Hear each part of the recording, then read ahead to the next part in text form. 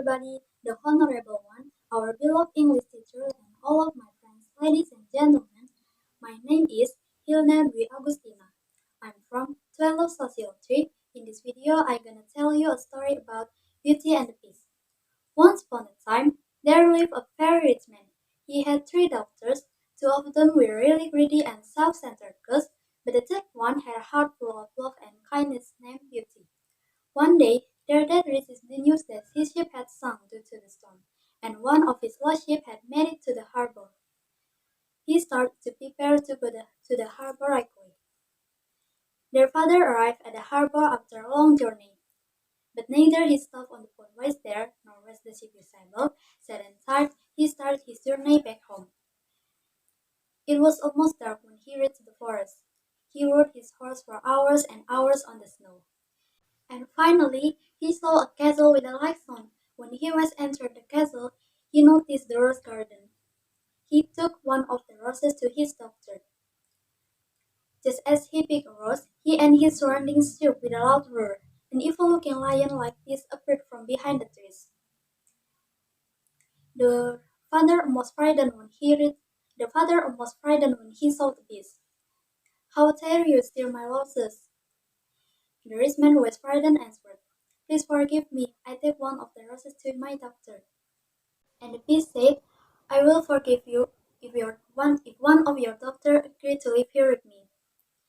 The man jumped on his horse and sadly headed home. When at home, the rich man told his doctor about his horrific story and the beast's proposal.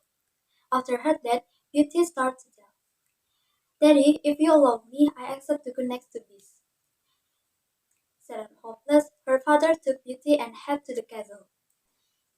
When they arrived, there was many food on the table and one around. Just as they sat down and started to eat, the beast came out. Beauty started to shake out of fear, because the beast was as scary as her father had told her. Beast asked with a soft voice, "Did you come here with your own will?" And Beauty answered, "Yes." Then her father go away and never come back. The next morning, Beauty wandered around in the garden for a while. She felt sad when she looked at the roses. Then she went around in the castle. One of the doors was full of roses. She opened the door. The room was decorated just like she would have liked, and it was full of books, flowers, and musical instruments. She thought that someone who can arrange a room like this would not hurt anybody. Then she took a book. On the book was written in gold letters, "My dear Queen, your wish is my command." Then Beauty said, "I wish I could see my father now." As Beauty said it, her father appeared in the mirror across the room. Beauty was very surprised seeing her father made her happy again. That night at dinner, Beast appeared again. "I wanna ask you something. Do you think I'm really ugly?" At first she did not know what to say.